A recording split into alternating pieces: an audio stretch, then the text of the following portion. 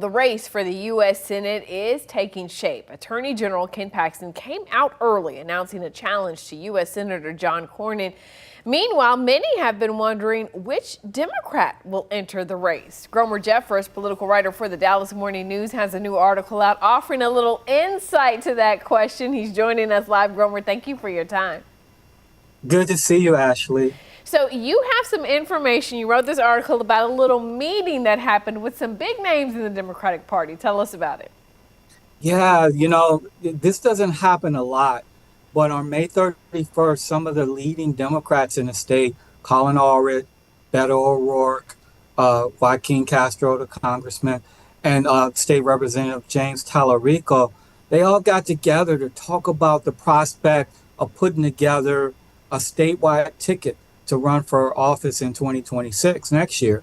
Of course, there was one problem. They all want to run for Senate. Democrats think that if Ken Paxton gets the nomination over John Cornyn, he'll be easier to beat. That, and because historically the party in the White House does poorly in midterm elections, they think it's an opportunity for a Democrat to win their first statewide race since 1994. So they all got together to try to hash it out, to talk about it. Hey, why don't you run for this? Why don't you run for that? And leave me Senate. Again, the problem is they all want to run for Senate. Yeah, and we should note that while Senate will definitely be at the top of the ticket, there are a lot of other big races, statewide races that are going to be up, right? We have governor, lieutenant governor, attorney general. There's a lot of options here. Yeah, Ashley, there's a lot of opportunity for an enterprising Democrat, right? So you would think that maybe there would be candidates for those other offices, and there will be. But the question is, will it be one of the high-powered candidates that they want to run?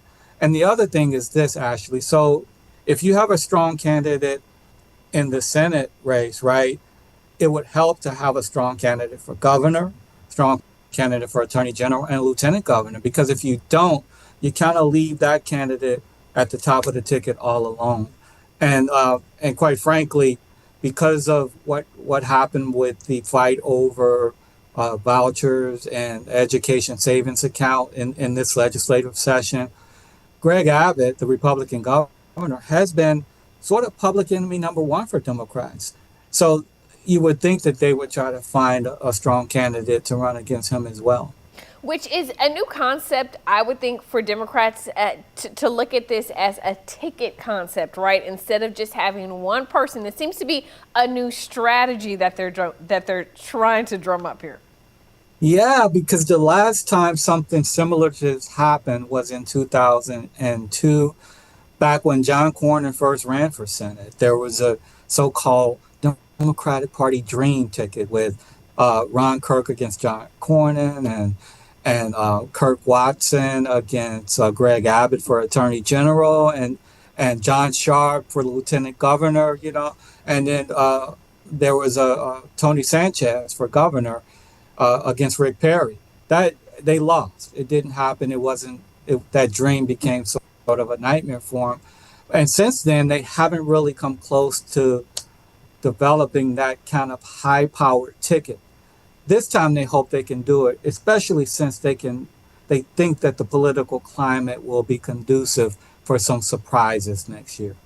Is it risky, Gromer, in your opinion, right? You have State Representative James Tallarico, who has a relatively safe seat. You have Congressman Joaquin Castro, again, relatively safe seat. Why would they want to give up those seats to go after, such a big office in a very red state? Ashley, you hit the nail on the head, right? I mean, take Joaquin Castro, for instance. He said no for several cycles to running statewide because he knows it's an uphill climb. And why would you give up not just a safe seat, but he's one of the leading Democratic voices in Congress now. So he has something to think about. And that's the same for James Tallarico, who distinguished himself this session, sort of being the opposition leader against Abbott's school choice plan. And also he had all those viral moments. Do you sort of risk that going away for a long shot run for statewide office? and then you're not in the legislature anymore. So those are some things to think about. What do you have to lose, and is it worth that risk to run in what's still, when you talk about statewide, a Republican and a solidly red state? Yeah, it's going to be fun to watch it all play out. That's for sure. We're going to have some fun, Ashley, right? We are. Gromer Jeffers with the Dallas Morning News. You can, of course, read his article on their website. Thank you so much for your time. It's always great to be with you.